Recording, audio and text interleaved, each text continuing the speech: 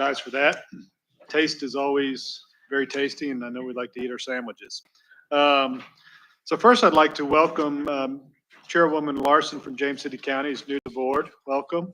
And we also have, new to the board also is William Hardy. But Mr. Larson, would you like to introduce yourself? Thank you so much. I appreciate it. My name is Ruth Larson. I am the chair of the James City County Board of Supervisors. I am beginning my third term on the Board of Supervisors and look forward to working with all of you. Thank you. Thank you. Mr. Hardy? Afternoon, everyone. Will Hardy, Surrey County. Start my first term, come here, get my feet wet, see what's going on. So glad to be here.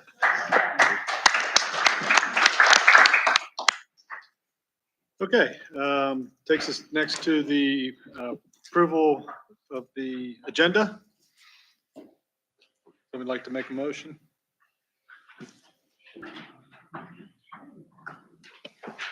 I move to approve. Second. Second. All right, we got a motion and a second. All in favor? Aye. Any opposition? Further discussion? All right, next public comments. Mr. Crum, do we have any? No submitted public comments. Would anyone like to address the commission today? Seeing none, Mr. Chairman, back to you, sir. Okay. I guess we'll kick it back to you for your report. Yes, my monthly executive director's report is included in your agenda. I'm happy to respond to any questions regarding those items that I've outlined for you. Mr. Chairman, keeping with some really brief overviews from our staff, spotlighting some current projects. We're going to have a couple of those today. The first is going to come from Whitney Catchmark from our Water Resources Department. Whitney's going to give you a brief overview of our climate pollution reduction grant program that she is coordinating for us. Great. So thanks. So just a status report. We've been meeting a ton lately, every 2 weeks. Really appreciate all the support. Keep in mind, we got this planning grant from the EPA. We have a committee that's local government staff. They've been providing lots of information. There's a chance to collaborate and really understand what different localities are interested in terms of greenhouse gas reductions, things like EV charging station plans and infrastructure, solar, making municipal buildings more energy efficient, things like that. We also have another steering committee, which is a couple local government reps, but then also like the Port, HRSD, Dominion, Sierra Club, so like more perspectives. And it's been this great opportunity to see what's going on and sort of be able to put the pieces together. And I'm very confident that we can meet our first deliverable deadline, which is a priority climate action plan. It's due March 1st, so moving super fast. We need to get that done because then it's a requirement of the grant, but then it makes us eligible to go after implementation grants. And that was one of the big carrot when we started about this was there's $4.3 billion in federal funds available. But yesterday we had a meeting. It's a little bit of an eye opener to the reality of those grant applications are due April 1st. All localities in the region are eligible to apply, but the requirements of that implementation grant are significant. And we're not allowed to use our planning grant funds to have the consultant write our application. So we got to figure out if it's worth the effort to go after this money. It's a lot of competition across the whole country, as you can imagine. So that's where we are right now, is just to understand the types of things we're interested in and then assess whether or not we want to go after this. But I will be back in February to tell you where we are in terms of both the planning piece and the implementation grants. Thank you, Whitney. So if there's any questions, if you could see Whitney, she's working with your teams very closely on that work related to that program. And Katie Collifer is going to give us a brief update on an Environmental Protection Agency litter grant that she's working with. Good afternoon.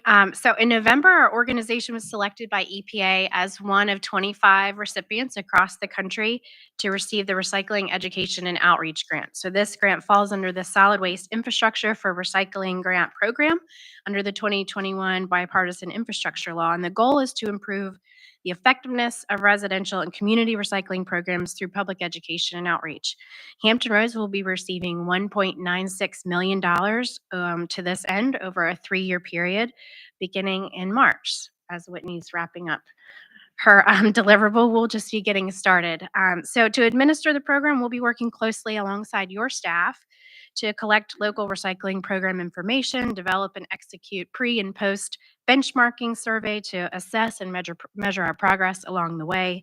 We'll be building and deploying recycling software to standardize access to information across the region, developing and implementing a cart tagging outreach initiative for select neighborhood recycling routes, developing and distributing consistent educational and promotional materials, including a region-wide cart labeling program, and finally, designing and executing extensive advertising and public relations campaigns.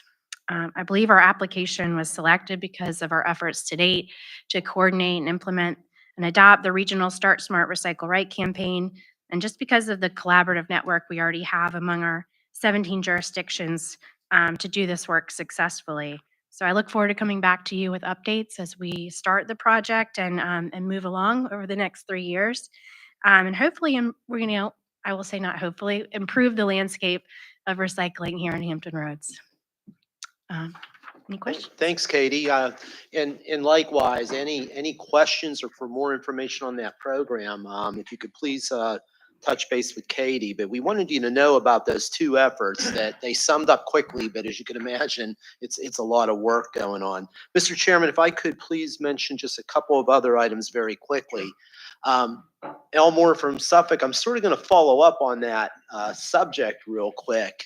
At the last Chief Administrative Officer meeting, we had a great conversation about some of the work that Suffolk's been doing for the Great American Cleanup. And in particular, last year, the city really had some incredible metrics coming out of that program. So I just wanted you all to be aware that, what your CAOs do is they share best practices. Last month, we got to hear about the great work Suffolk was doing and how we can transfer that to some other of our local governments. El, I assume you're going to be full bore on that again as we head into spring this year? Absolutely, and we'll put out a challenge for any other community who want to see if they can outdo us, So how much, so that they know the mark, Patrick's down there taking notes, right? So they know the mark. What was the tonnage you collected last year? Oh, tonnage, so now you're going to ask me to do something off the top of my head. It was a big pile, right? It was a big pile. No, what we did was, I guess it was out of frustration of seeing our sides of our roads littered as we came out of the winter time. And so we rallied the troops and we were able to get over 1,000 volunteers each time. We did it in March and then we did it in November. And we collected over, it was over 1,300 bags, I think, of trash each time. And our mosquito control guys know where all the tires are at. So they picked up like close to 400 tires, and all in a 2-day effort. And what we did, we allowed staff to have a little 4 hours off in the afternoon to go pick up litter. And it was team building for them. And so it was I was pretty proud of it, all the staff. And it was in our hospitals and our businesses and everyone else who came in, because we had 400 staff members, over 1,000 folks total. So our Centera, Bonsecure, all of them jumped in along with Amazon and small and large businesses. So it was a great effort and we were pretty happy the way it turned out. Yes, and we appreciate you sharing that with our other CAOs at our meeting last month with your team, El. So thank you so much. And then, Mr. Chairman, I'm just going to ask the team to call up a quick slide. So hopefully everyone got over to enjoy some lunch, but on the way over, got to see the amazing art piece over there. So Joe Turner, proud Papa, you got to stand up on this one, right?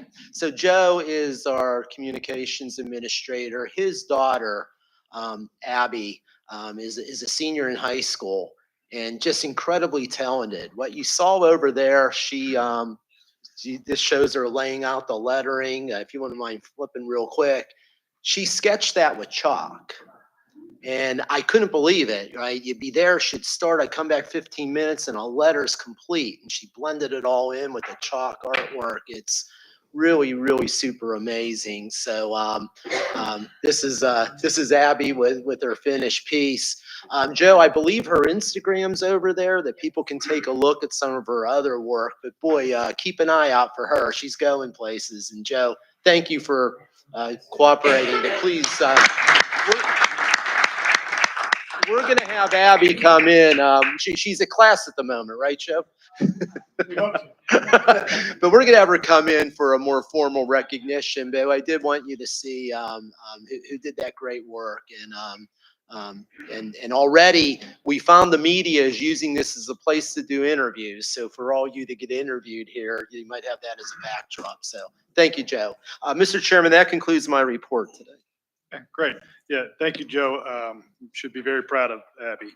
All right, so that takes us now to back to you, I guess, to talk more about some of the wonderful staff that we have here and the benchmarks that they've made. Yeah, I said at the TPO, this is staff's least favorite time of the year, but one that I enjoy. So we like to recognize our staff team that has significant 5-year increment anniversaries here at the PDC.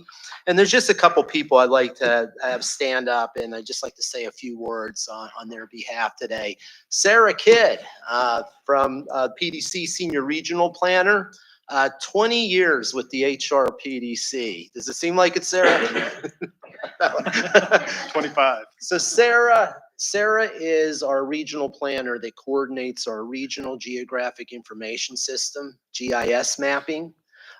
If there's a map in Hampton Roads, there's a pretty good chance it came from Sarah, right? She has done incredible work for 2 decades now with our GIS department. But as she will tell you, GIS is so much more than maps. It's so much more than the picture. It's all the data and the analytics and all that information behind the map that really her work provides the foundation for a lot of the work we do here. So it's hard to think about a program that we do that Sarah's work doesn't support in some way. And I just want to thank Sarah for 20 years of great service to this region.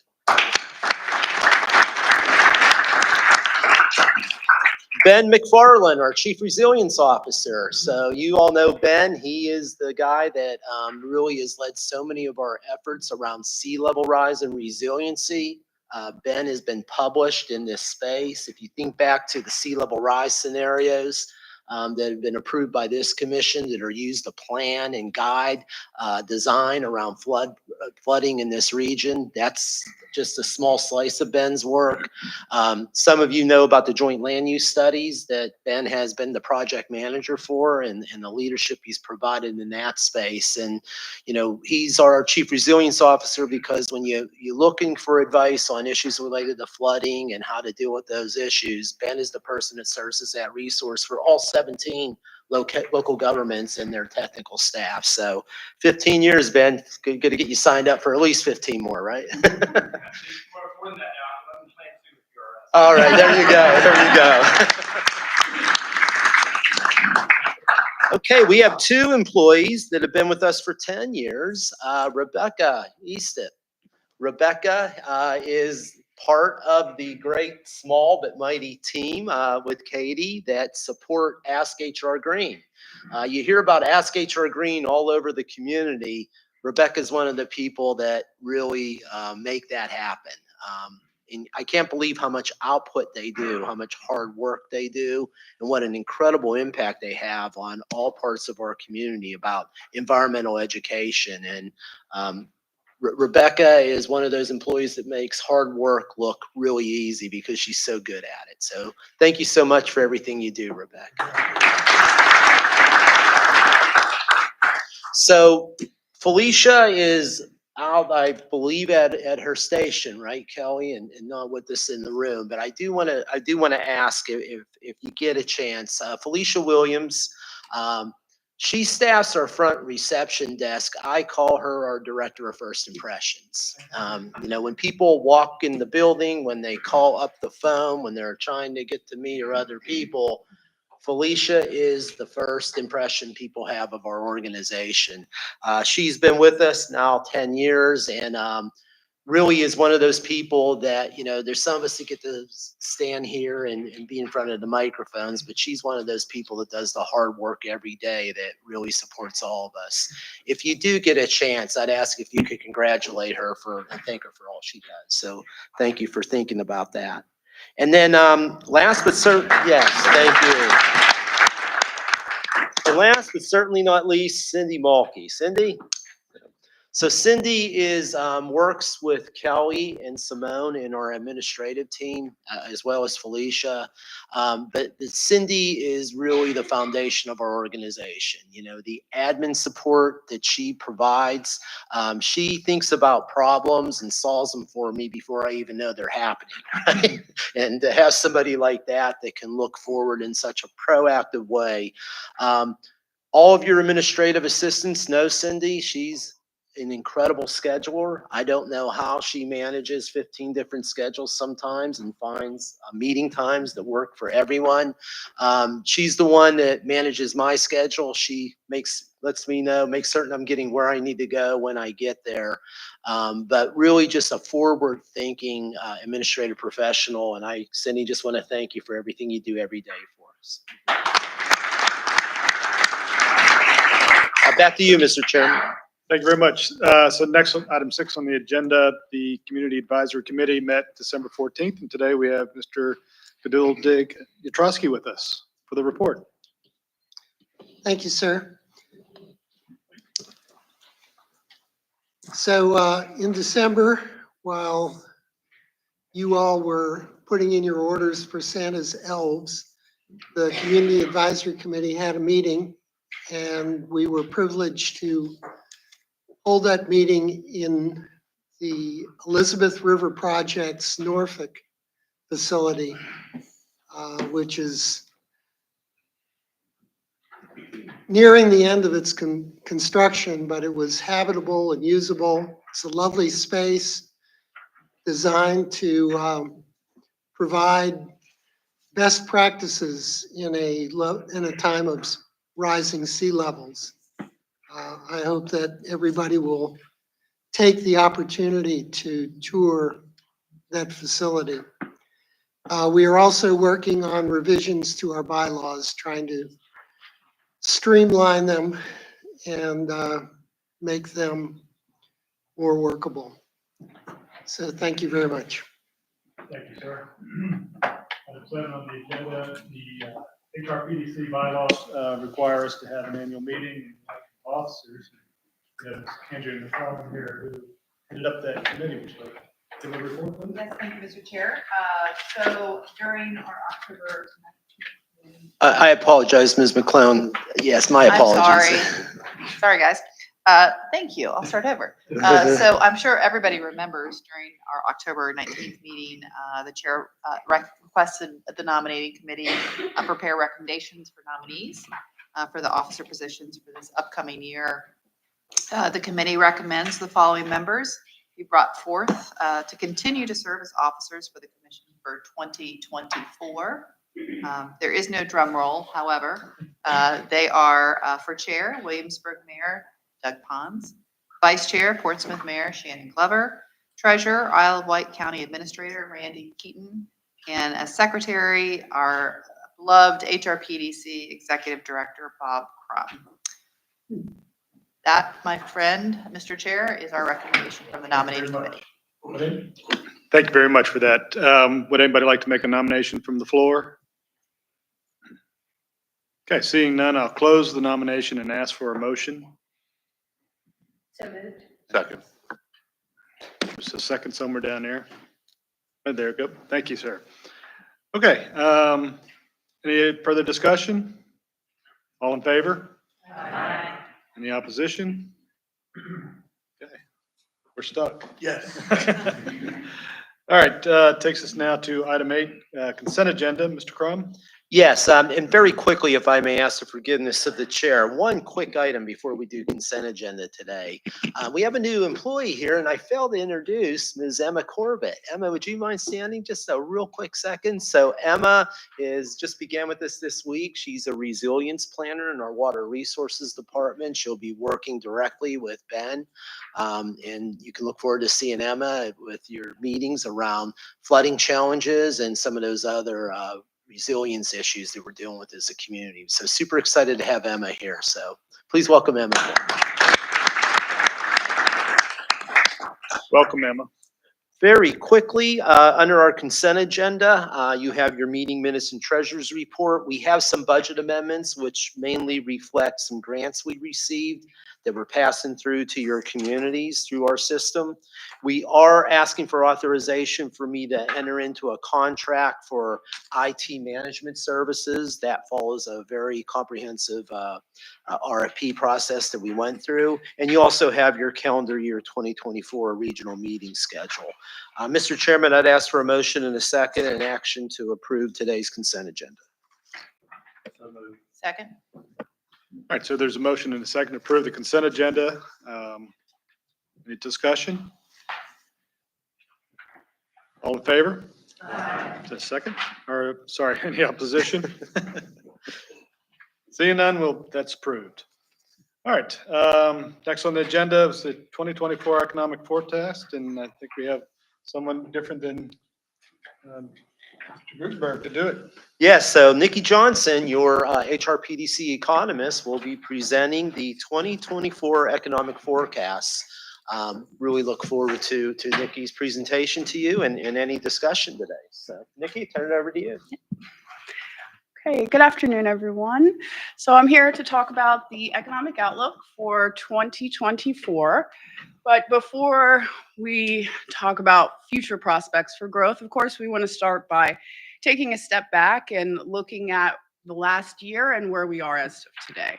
If we think about 2023, one of the ways you can characterize it is that it was one of the most anticipated recessions that never happened. So I'm not sure if you know, pretty much a majority of economists predicted that the economy would contract in 2022 or 2023.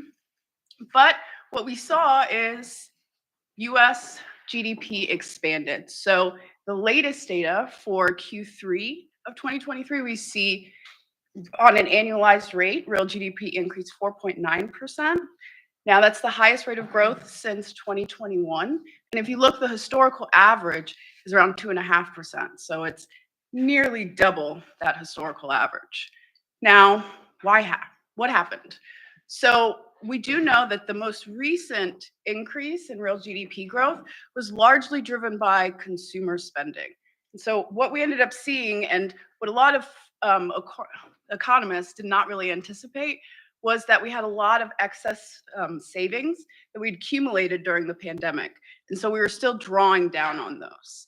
And so when we think about consumer spending, what happened was, despite persistent inflation, despite increased borrowing rates, we see retail sales continued to increase. So if you look here, this is inflation adjusted retail and food service sales for the US. We can see that there was a slight uptick in 2023. That's that little bar towards the end.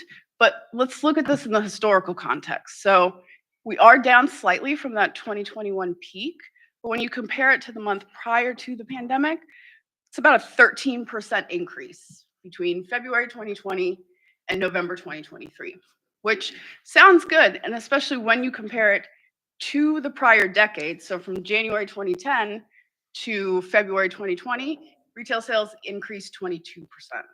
So the drive over the last couple years has been really big, and it's not sustainable over the long term. If we still expect that borrowing costs are going to remain somewhat high, we should expect that this will subside. And it's one of the reasons that we expect slower growth in 2023. Now, what we also saw was inflation moderate significantly. Now, not enough, but significantly. So if you think back to where we were in June of 2022 at the peak, prices were up almost 9% year over year. So now, as of December 2023, the latest data, we see that for all items, prices are up about 3.3%. So it's a significant improvement from where we were, but we're still above that target rate of 2% that the Fed aims for. Now, if we look at the breakdown in the types of goods, as you might expect, during that initial shock from the pandemic, it was mostly driven by durables and non-durables. But since then, we've seen that the most recent inflation is being driven by services. And so as services and demand for those types of goods continues to increase, we're seeing that push up prices a little bit. And so we still have a little bit of persistent inflation, but I would argue that we're making progress. Of course, it's not easy to see when you go to the grocery store and you see $5 eggs, but we are making progress. Now, if we think about job growth, we can see here that job growth has slowed for the US. Now, this data is only through 2021, but if you put this in a historical context, we know that on average, the US adds about 120,000 jobs every month. And so in the last year, in 2023, we do see a significant slowdown from the prior 2 years. But in that historical context, you see that we're still relatively above that historical growth rate of 120,000 per year. So we're seeing a slowdown, but some of this is just due to a very hot job market that's been cooling down over time.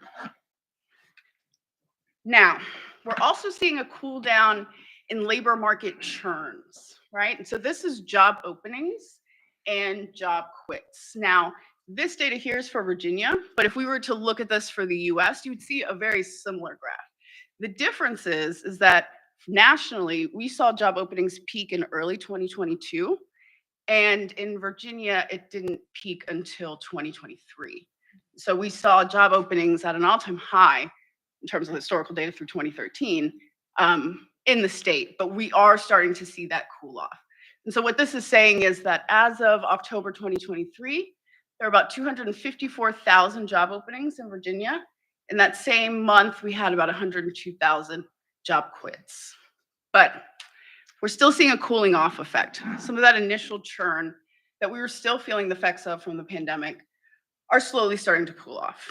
Now, if we look at Hampton Roads, we can see that 2023 finally marked a full recovery in the Hampton Roads labor force, which was significant. Hampton Roads was falling behind relative to the state and the nation when it came to labor force recovery. Now, both the level of employment and the civilian labor force have exceeded those 2019 levels, so we have fully recovered. But it's also interesting to note that the share of people who are in the labor force and still looking for a job, the share of unemployed, which is measured by the gap in between those two lines, that still remains tight. And that's that sign of that tight labor market. And we see that with the unemployment rate. We see that for the US, for Virginia, and for Hampton Roads, we still remain at historical lows. So this is as of November 23. We see that in the US, unemployment rate's 3.7% compared to 3.4% in Hampton Roads. And for Virginia, we're below 3%. And so we have seen a slight uptick in the first couple months of 2023, but still at very historical lows. Now, if we look at civilian job growth, while the Hampton Roads labor force is fully recovered, we have yet to fully recover all of the civilian jobs that we lost during the pandemic. We were almost there. We expected to get a full recovery in 2023, but when job growth slowed in that latter half of 2023, slowed in Hampton Roads too. So it's going to take us a little bit longer to get to that full recovery mark, but we are getting close. So this data is as of November 2023. Whoops. We had 798,000 jobs in the region. So that's slightly below the 802,000 jobs that we observed in February 2020. Now, Hampton Roads job growth has fallen behind the US and Virginia, but this was also a trend prior to the pandemic. But just focusing in on where we are compared to February 2020, we can see that civilian jobs in the US are up 3%. They're up 2% in Virginia, but in Hampton Roads, we're still 0.5% below that pre-pandemic level. It's going to take us some time, but when you look at the job recovery by industry, you can see where those losses are. And it shouldn't be too surprising, right? The areas that were most affected during the pandemic shock are also going to be those same sectors that have been the longest to recover. So this compares that 4-year period. We're comparing November 2019 to November 2023. And we can see that the retail trade sector has about 7,100 fewer jobs than they had in 2019, followed by administrative and support, which is down 6,500 jobs. Now, on the other hand, we have seen some positive gains. Scientific and technical sector added 6,000 jobs, and then the adds by construction of about 4,000. And some of that is due to the transportation projects that we've seen occurring in the region over the last year. Now, want to point out the leisure hospitality, because that was, of course, the most affected during the pandemic. And while it hasn't recovered all of the jobs, the tourism sector in general is doing pretty well. So this is hotel revenues for Hampton Roads. You can see the latest data is for Q2, which is still above that pre-pandemic peak. So we have seen a slight decline in the last 2 quarters, which would be quarter 1 and quarter 2 of 2023, but still above that historical rate. And it's important to point out that Hampton Roads hotel market has performed relatively better than the US and Virginia. And what we're seeing is the types of tourism in Hampton Roads has actually been outperforming other areas. So Northern Virginia is a lot more dependent on business travelers, or San Francisco that's really dependent on the luxury market. These types of markets have yet to recover fully. And so they're also seeing a slow recovery in their hotel and their tourism sector. And so that's a positive for the region. Now, we think about our other 2 pillars of the economy. We can see that direct DoD spending in Hampton Roads increased in 2023 to $14.1 billion. So this is an increase year over year. When we think about 2024, we know that the president's base budget included top line spending numbers of $886 billion for DoD spending. And while if we were to, on an inflation adjusted basis, it might remain flat if it passes. But we do know that it also includes military pay, which is going to be a positive for the region to see those wage increases. Now, if the budget passes is another question. It's uncertainty down the road that I'll mention towards the end. But overall, we still are seeing strong defense spending within the region. Now, for the Port of Virginia, we did see a slight decline in TEUs, so cargo volumes declined slightly in 2023, well, so far through November. But in a historical context, once again, if we look, we're still well above that pre-COVID level. And if we do expect that global trade volumes decrease in 2024, we think that because of the port's expansion projects, it should insulate it slightly from some of those general downward trends. So we still expect TEUs to increase year over year. For retail sales, this graph should look something like what we saw initially, right? US retail sales, it's a similar trend. And so we see that as of November 2023, retail sales were about $2.6 billion. They've been relatively flat since 2022, but this is an inflation adjusted basis. And we're still significantly above that pre-pandemic level. So retail sales remain elevated in the region. And just nationally, same story, we're going to expect some slowdown with a decrease in consumer spending coming in 24. Now let's talk about the housing market. So home sales have declined.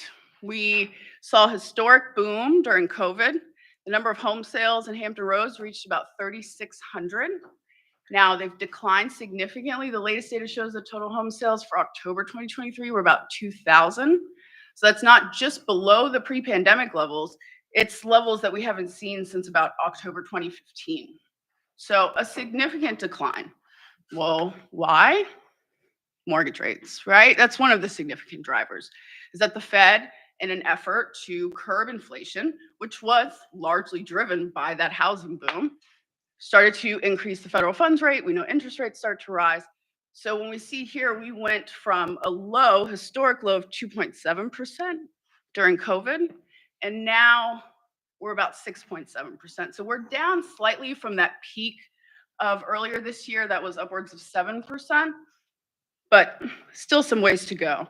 Now, the Fed has not signaled that we're going to get significant rate hike increases this year like we did previously, but there has been a signal that we're going to be in this higher for longer interest rate environment. And so what that means is don't expect to see 2% mortgage rates anytime soon.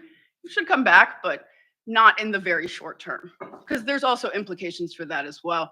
If they fall too much, housing demand increases, inflation increases, right? So we have to moderate these things slowly.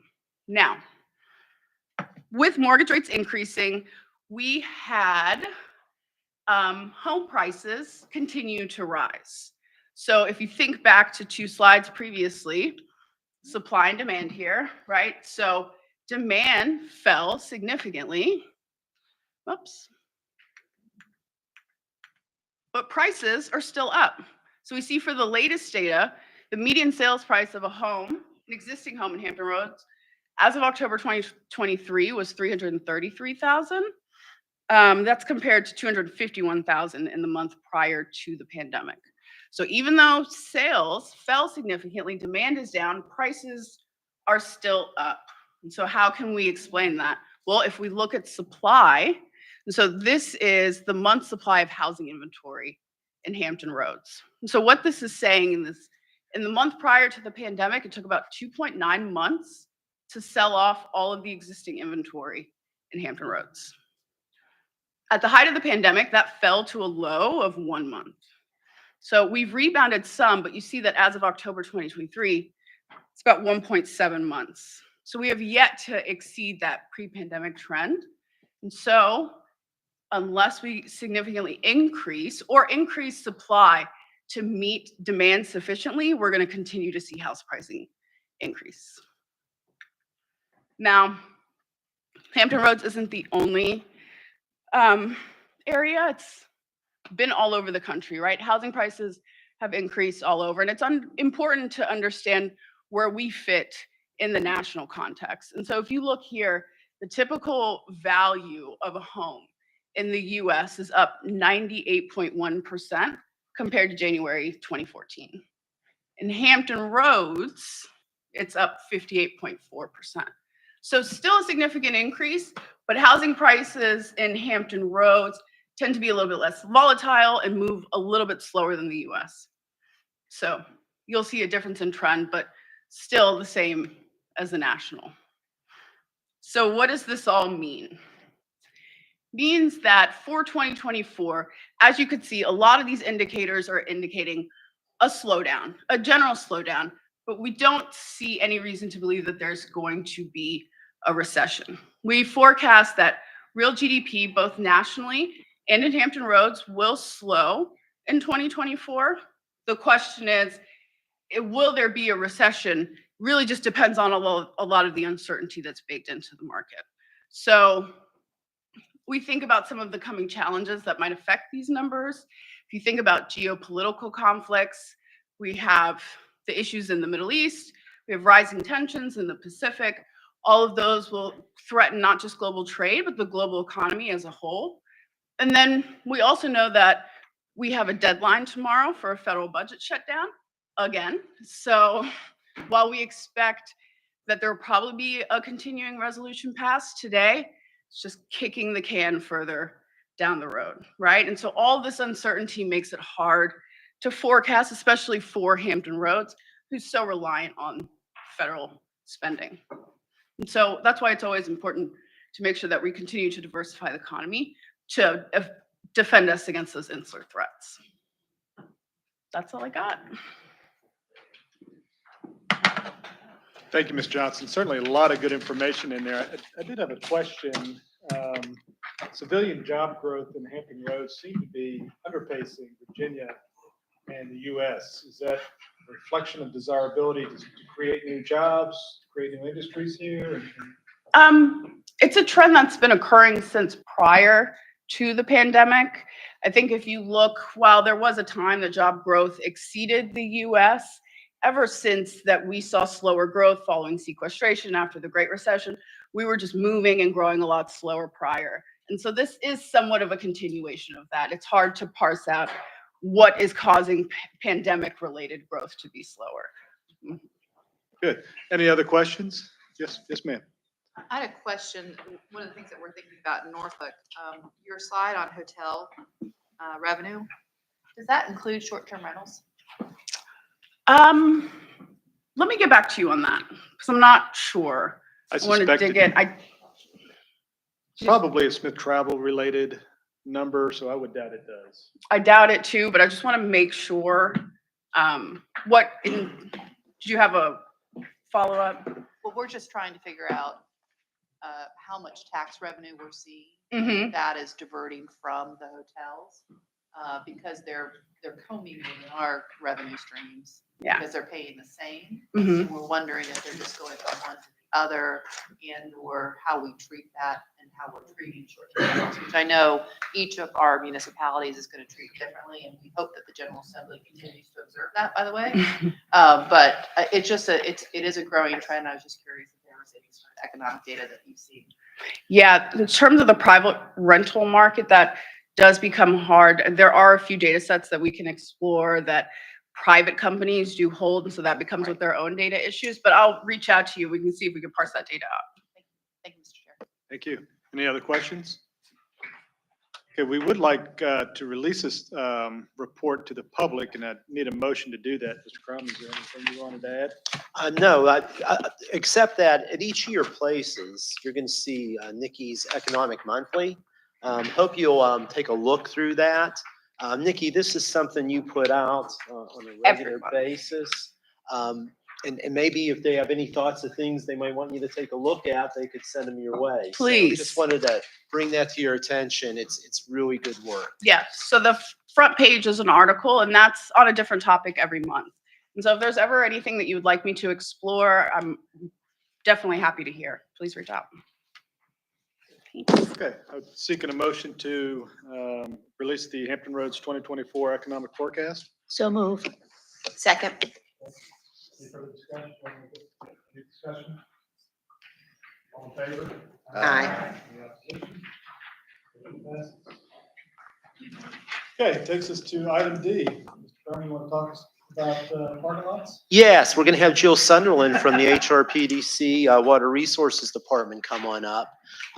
This is exciting. So this is an opportunity for us to take a facility upgrade that we need to do in the very near future, which is take care of a deteriorating parking lot, but do something with it that is innovative, forward-thinking, and will be a little less impact on our budget, right, Jill? So it's we think this is a really positive opportunity for us. So Jill, I'll let you take it from there. Well, thank you, Bob. As Bob mentioned, we are doing a complete makeover of our front parking lot. So it'll be the parking lot right behind me here, and we're really excited about the project.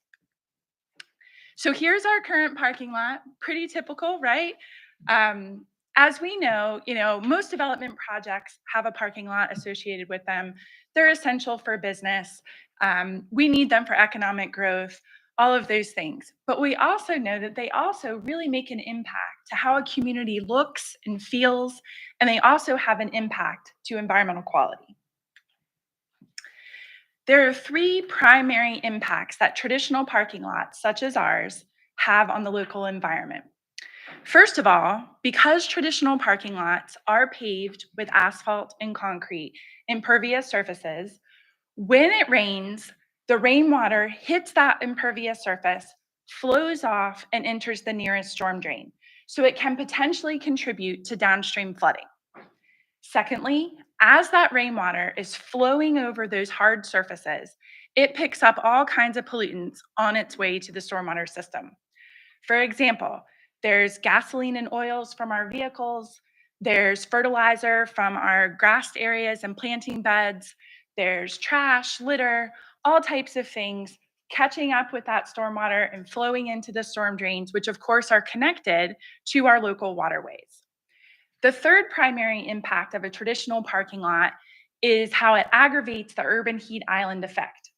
Studies have shown that the temperature in a parking lot is 20 to 40 degrees higher than it is in the surrounding areas. So, why are we going to do this project here at the regional building? There are a lot of drivers for the reasons that we should do this retrofit project. First of all, as you can see, and I hope my pointer works.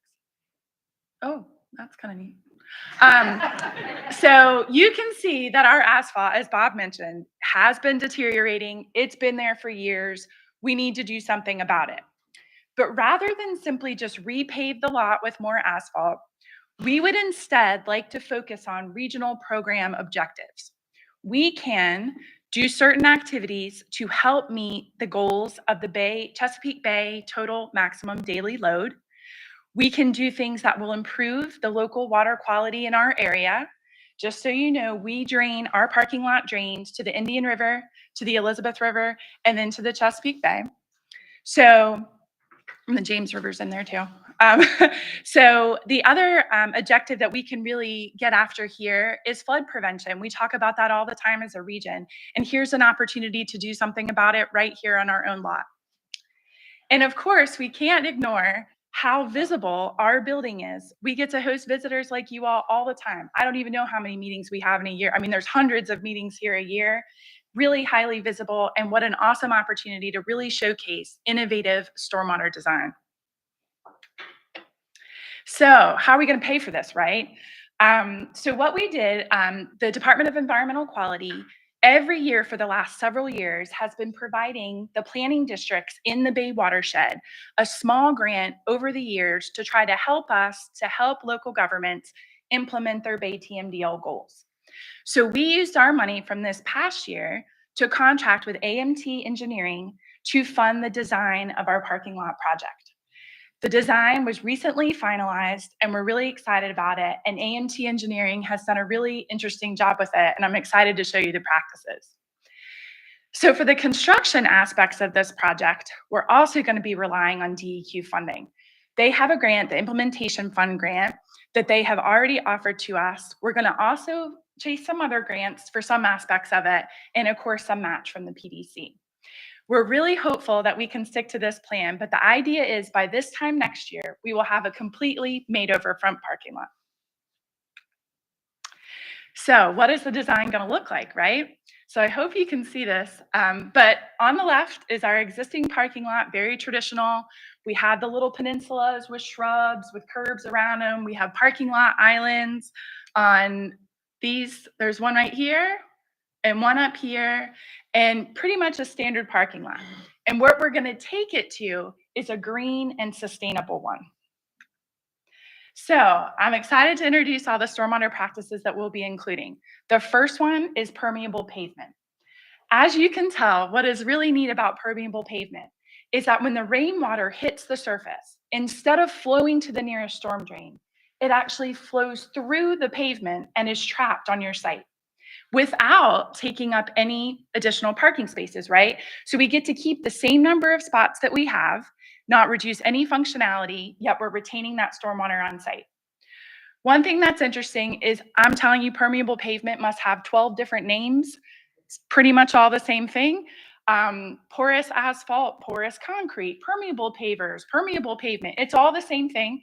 And the idea is just that stormwater would stay on your site.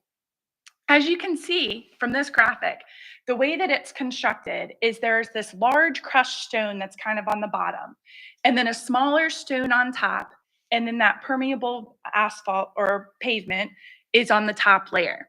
Sometimes they include an under drain under there, but our design actually won't include that. We don't need it here. So for our particular project, what we've decided to utilize is called a precast porous concrete panel. This company called Stormcrete makes these large panels like you can see in that top image. What's great about this is that these things are manufactured off-site in a facility, right, in a factory, so we don't have to worry about quality control. When they come to our site, it's already cured, it's ready to go. All we have to do is build that subgrade, do the crushed stone in layers underneath, and then install these panels on top. As you can tell from this design here on the right, what we're going to do is the interior parking spaces, and I hope this will help me a little bit. So the dark gray from here to here, so in between the islands, will be those Stormcrete panels. All around that section, we're going to have traditional concrete so that when the rainwater flows on that traditional concrete, it will actually flow into the Stormcrete panels. So it wouldn't do us a whole lot of good if we had all this permeable pavement, but we didn't have some runoff draining to it, because we want to be able to capture it because we can there. But we don't need to cover the entire parking lot with the Stormcrete panels because we have enough here to treat all the runoff. So you can see here, we're going to do the interior parking space, the interior parking spaces, and also the drive aisles. But on either end, and the parking spots along the perimeter will be traditional concrete. Lots of advantages here. Not only are they manufactured in a factory off-site, they show up cured and ready to go, but it's really fast. The installation only takes a couple of guys with a bobcat loading these things into place. And if we ever need to replace them, if something happened to one of the panels, they just pop them out. There's hooks built into them that are hidden and covered. They pop it out, you put another one in. Really interesting concept. But one of the most exciting parts about this, using this technology, is that we're going to be the first project in Hampton Roads to have Stormcrete panels. Now, I have seen one example in another part of Virginia, and there could be more, but the other one that I'm aware of is in Richmond. So I think we're going to be the only one in the region. But one thing that people always talk about with permeable pavement is, oh no, what are we going to do if it clogs and we have to maintain it, right? There is a maintenance lift when it comes to permeable pavement, and porous concrete panels are no different. It is really important to keep sediment off your panels, because as soon as all those little holes clog, now we can't infiltrate and we have traditional runoff just like we did before. So what we're incorporating is this interesting technology from the Ohio State University, where they have created this 12-inch wide stamp that actually creates grooves in concrete, so that what we're going to do, as the arrows are showing, is in between our traditional impervious concrete and the porous concrete, we're going to have these stamped grooves along the way, so that as the stormwater is flowing over, that sediment will drop out into the grooves and not reach our Stormcrete panels.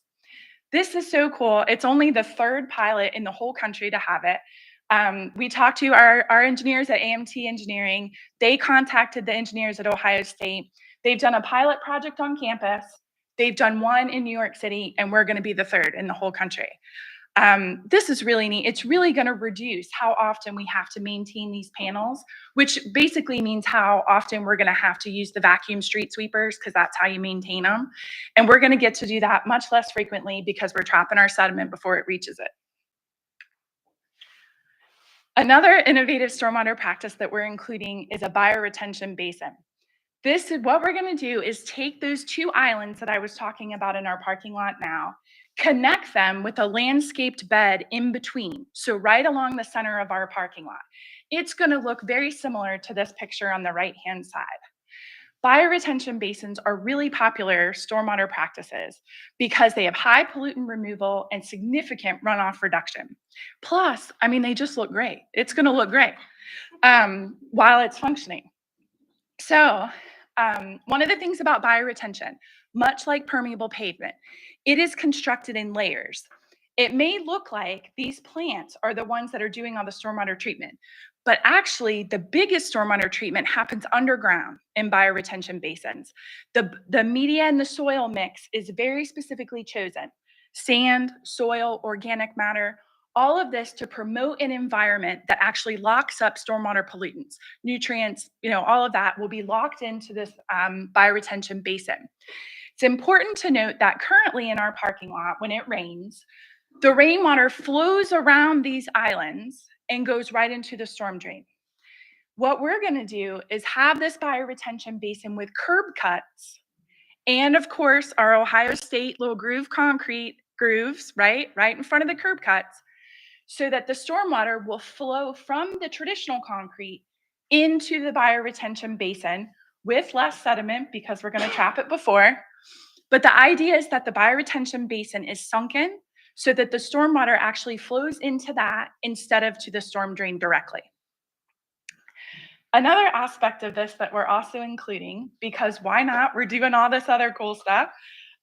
We are going to have recycled rubber car stops along the parking spaces that are right in front of that basin.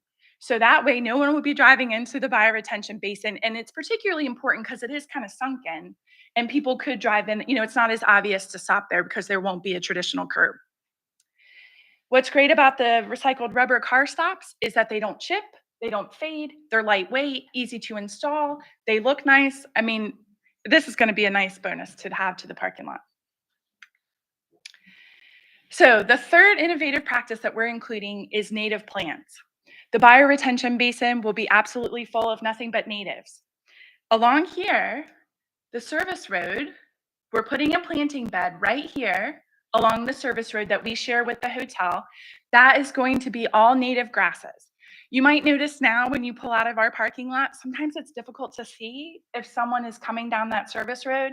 We're going to have low native grasses there to make that safer, make it native. It's going to be much more beneficial to our environment.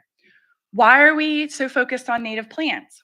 These kind of plants have so many benefits. First of all, they establish much more easily than plants that aren't native to our area because they're already accustomed to the conditions of our climate and of our environment.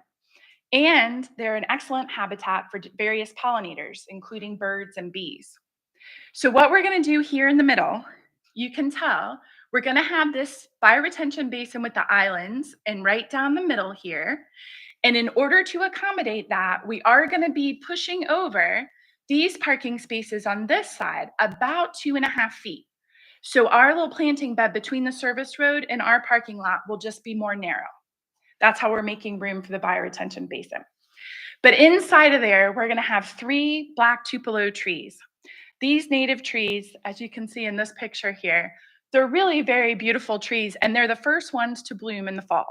So they're going to look great out here, and they're going to help us as they grow and provide shade for those interior parking spaces. They're going to really help mitigate that urban heat island effect. All around the trees, we're going to be including various shrubs and ground cover plants, all of that because it's really important in the bioretention basin that you don't have exposed soil. We don't want to have that sediment eroding and getting clogged all in the bioretention basin. So all of these plants will be some of the ones that we're including. We're doing the planting bed along the service road in the bioretention basin, and also all of the landscape beds around the entrances of the regional building will also feature these native plants. So just a quick summary of what we're going to be including. We've got those stormcrete panels with the pre-treatment, the grooved concrete before them. We're including native plants, including trees, shrubs, ground cover, grasses, all of that. The recycled rubber car stops. We're including the bioretention basin. And while we're at it, we're also looking to include electric vehicle charging stations. We're waiting for a quote from that now, but if we're going to do this project, it would just, we'd be remiss not to also include these stations. We're also going to include educational signage at both entrances to the regional building so that people can understand what it is that we've done and why we've done it. So just to wrap up here, we're really excited about this project. It's an excellent opportunity to really showcase innovative stormwater design. We're able to save the PDC money by using DEQ grant funds for this. We're able to meet regional water resources objectives by improving local water quality, by retaining our runoff on site, and we're creating an excellent demonstration project that a lot of people see throughout the year. So that's all I have. If anyone has any questions. Well, thank you, Ms. Sutherland.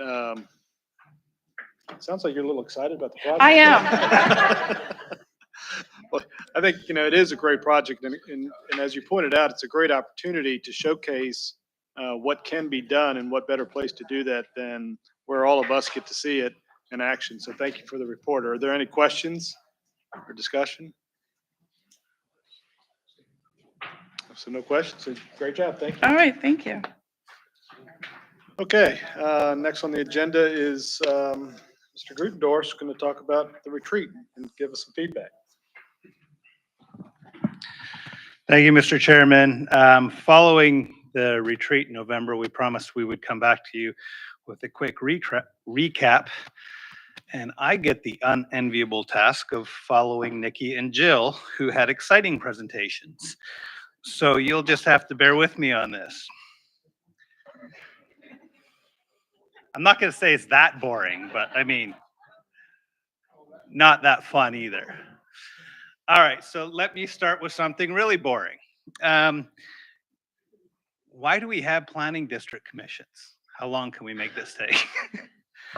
So this is one thing I think a lot of people don't even think about when we're at planning district commissions, but just real quickly, 1966, I wasn't born then, we engaged in a Regional Cooperation Act. It was called the Hahn Commission. Marshall Hahn, he was a president of Virginia Tech University at the time. They created this Regional Cooperation Act, which in 1969, it established planning district commissions in 68, and in 1969 we had our first PDC. 22 planning districts were created in Virginia. At the time, there was a Peninsula one and a Southside one, and in 1990 the Peninsula and Southside PDC joined, so now there's only 21 planning district commissions in Virginia. But that's how we originally started, and the focus there was to facilitate local government cooperation and state-local cooperation. Essentially, through the years, it's changed a bit where the focus of the PDC is, and that's reflected in some of the funding. We certainly do promote orderly and efficient development throughout the region. At least we try our best to do so, but fundamentally, we do serve local governments. So with the 21 PDCs throughout the Commonwealth, we don't all do the same thing. PDCs are really a reflection of the localities that they serve. So PDC areas focus are dependent on regions. There's a lot that do regional economic development, certainly something we've taken part in over the years, but you can see some of the things that are up there: water supply planning, mapping and information services. One of the things that a lot of other PDCs do is they work on tourism coordination. You know, that's not so much done here. So you can see there's kind of a diversity of topics in the PDCs throughout the Commonwealth. So what does the Hampton Roads PDC do? So we have essentially 6 program areas: emergency management, environmental education, housing and human services, planning and economics, water resources, and our diversity, equity, inclusion, Title VI, and civil rights. When you see this, you're like, wow, that's a huge program. We have 12 staff doing this, so it's broad. We'll get 15 hopefully when we get people hired in the housing, EM, and planning and economics. But right now we're doing this with 12 people, so it's a lot of topics and a lot of work by just a few people. And I was just going to touch real briefly, reminding you of all the departments and what they're doing. Our emergency management program led by John Sadler. There's a lot of grants and project management there, planning, the hazard mitigation plan, risk assessment, regional crisis communication. I'm not going to read all these. John hosts just a number of committees and work groups, all led by the All Hazards Advisory Committee, but there is a great deal of coordination that takes place. Katie leads the environmental education program, and Rebecca run Ask HR Green. There's a lot of public outreach, permit compliance, K-12 education. They do a lot of grant programs. The grant that Katie was just talking about, the $1.96 million EPA grant, that just layers on top of this. So they're all doing this, and they go after grant fundings like the one they just got on litter prevention. But that is all being done with just 2 people. Sharnita Bethay heads our Housing and Human Service program. There we have down payment closing cost assistance. She's talked a lot recently. The board has talked about the regional housing assessment, also staffing the Hampton Roads Housing Consortium. There's a lot of work there to bring the region together, discuss mutual housing issues. Eric Wahlberg leads our planning and economics department. A lot happens in this department as well. Regional planning is one focus. He convenes the planning directors, strategic planning, solid waste management planning. We really pushed the Go Virginia site readiness plan through with this, and we're beginning to work on military engagement. There's also, as you saw from Nikki, who was just up here, forecasting with economics, impact analysis, data and support, and then of course Sarah Kidd, who is the regional guru on all things GIS. Water resources led by Whitney Ketchmark. This is the largest department of 6 people. There's a lot of broad initiatives here, tracking grants and regulations. Whitney and her team are in Richmond a lot, representing the region. Policy development, we have our drinking water and wastewater utilities that we support there. Coastal zone management, waters of the U.S. and working waterfronts. Under water resources, we've also got water quality. Ben, who was recognized early, leads the coastal resilience program with sea level rise projections, resilient stormwater design, roadway flooding sensors, and of course, a great deal of military coordination. And then finally, we have DEI, Title VI, and Civil Rights, which are tied into all the programs. So Kwan leading the Civil Rights DEI Title VI program. We have compliance issues that we address, the public participation plan, community engagement that we're actively increasing. Very excited about that. We have an internal working group called IDEA, Inclusion, Diversity, Equity, and Access, and then support of PDC and TPO programs on environmental justice. So if you're looking at this, go back one.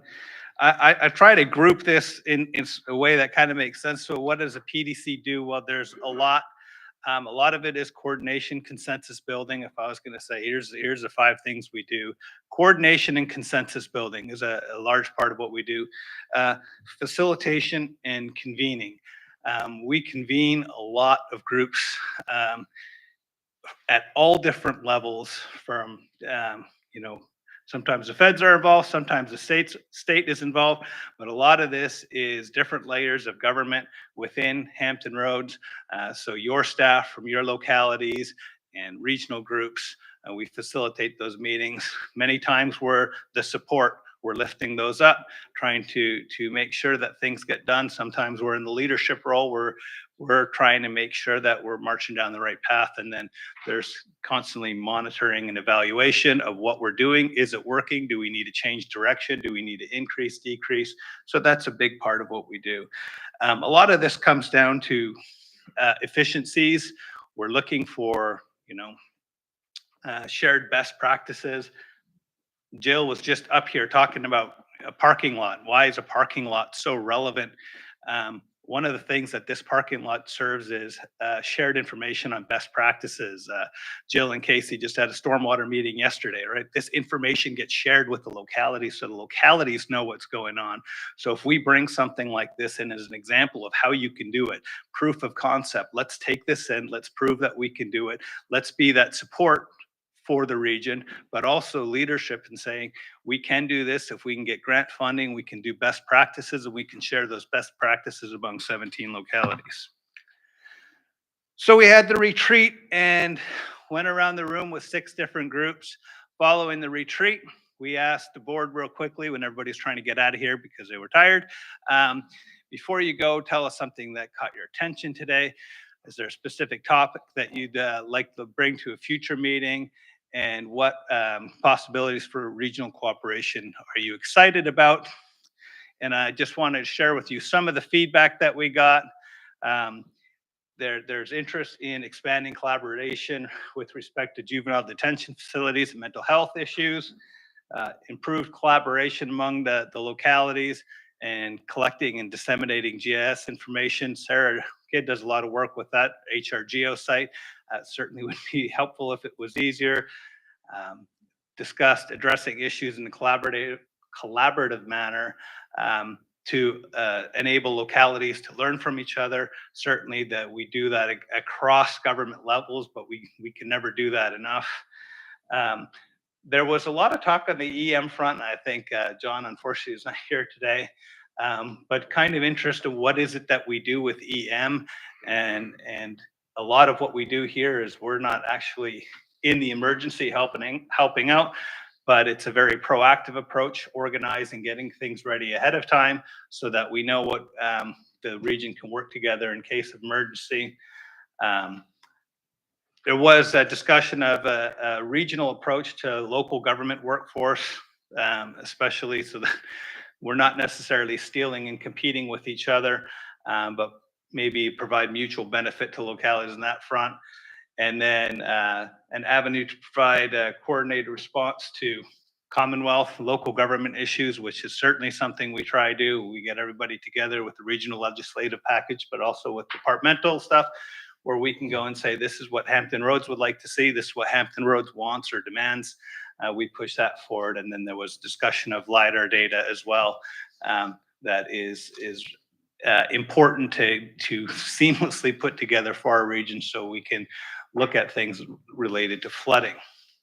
So following the retreat here,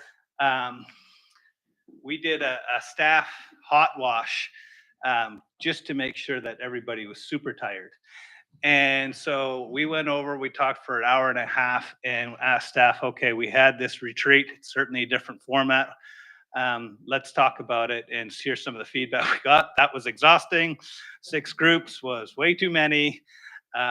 Positive stuff, there's great opportunity to directly interact with board members that we don't typically get. Certainly not enough time to touch on all the work products that's being done, all the programs. Much more board conversation than typical meetings when I'm sitting here talking and you don't get the chance to talk. And then some of the surprise that came up, some board members weren't aware that some of our programs existed, unaware of some publications that we have, and there was a little bit of surprise that we go out and actively advocate for regional concerns the way that we do, especially during state regulations. And there was a lot of interest on specific program activities. A lot of stuff that gets done and is done by staff all in this room behind the scenes that there's a lot of interest in learning more about it. So some of the opportunities for improvement, better communication regarding PDC initiatives. We're trying to make a few changes by having program staff come up during the executive director's report, but we're trying to get more of this information in front of you. As you can imagine, it's a lot of information, so we got to find the best way to do it. Better use of technology, using things like Menti. Are there technological ways that we can bring this information to you and facilitate conversation through technology? You know, in the big hype to move paperless, right? Also, all paper's gone. So while you guys have been sitting here and I've been talking, everybody's gotten 15 emails just in that time, right? So everything goes electronically. And one of the things that we put this Econ Monthly in front of you, Nikki's Econ Monthly, because several people had no idea that we actually produce monthly a Hampton Roads Economic Monthly that's shared with the Workforce Council, that's shared with the Hampton Roads Alliance. This goes out in multiple ways, but we don't print these anymore because it's one of the things that's tucked into some of the electronic stuff that goes out. So in our desire to be environmentally friendly, we really cut back on print. And in doing so, I think we've probably lost some of the people because you're inundated with electronic stuff. So if you do want stuff printed, that's something we can be doing a better job on. And then some of the stuff that we've been doing for, 2 years, 5 years, 10 years, Sarah's been here for 20 years, right? Some of these things just we do, and we just kind of expect that you all know that we're doing them. And that's our bad.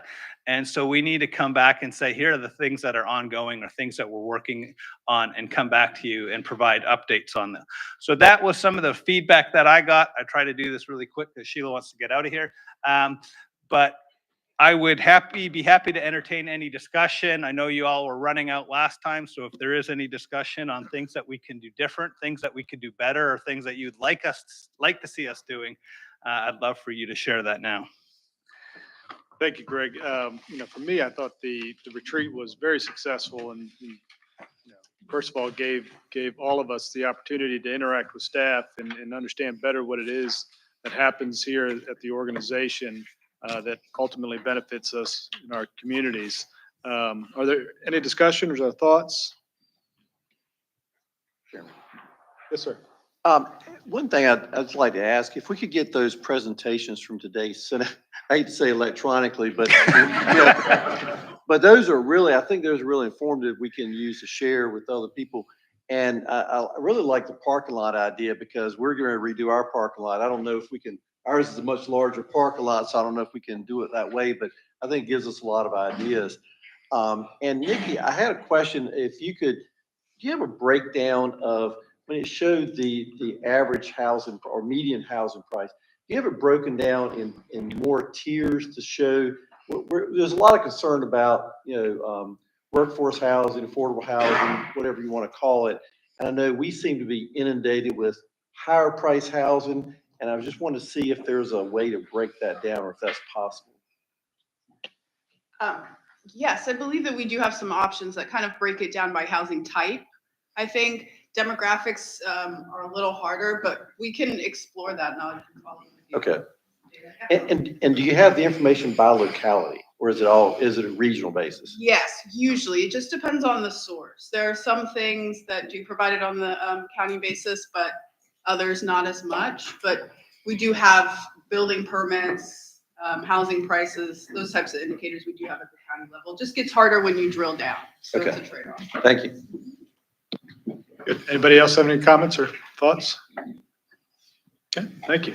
Mr. Crum, you want to walk us through the rest? Yes, you have in your agenda our outlook for the next couple of months at your February and March meetings in terms of some potential agenda items. Obviously, next month, report back on General Assembly items will be important as we monitor our regional legislative agenda up in Richmond. You also have your advisory committee reports, your technical committee meeting summaries, and some correspondence that we sent since our last meeting. Mr. Chairman, I have no old or new business.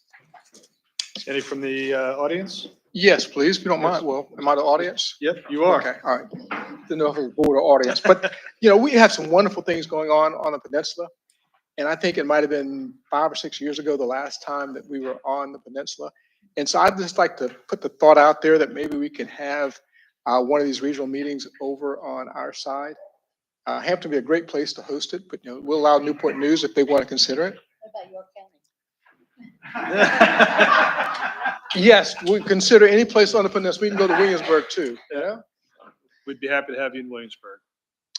Yes, and we've been working on some ideas for that and would love to present that to you. So absolutely, completely agree. We'll need to be a little, one of the things I could use your help on, if we're going to be able to record and stream the meetings, we do need the microphones. So that's something that we've had a few challenges, but I think at Christopher Newport University, we have some really good opportunities there. So we'll follow up on that. Thank you for that, Mayor. Thank you, Mayor. Mr. Grudendorf just reminded me that all the presentations are great. And if you would like to request that they come to your community, they'd be happy to come and make a presentation to your Board of Supervisors or City Council. So just reach back out to the staff here and they'll be happy to make those arrangements. Anything else? Mr. Chair? Yes, ma'am. I'm sorry. No worries. I just wanted to share, as I have in the past, the Chamber of Commerce for the Hampton Roads Chamber. Of course, we welcome people from the peninsula as well. Host their annual leadership exchange, and this year it's going to be in Tampa Bay. It's going to be April 24th through the 27th, and I find it to be a really excellent opportunity to interact as an elected official with our business community, with the military community, with nonprofit, healthcare community, et cetera. So I would highly encourage, if you're interested, to take a look at that opportunity. We're calling it From the Chesapeake Bay to the Tampa Bay. And it's going to be, again, the 24th through the 27th, I believe. I'm looking at Mr. Crum. I think those dates are correct. Good, thank you.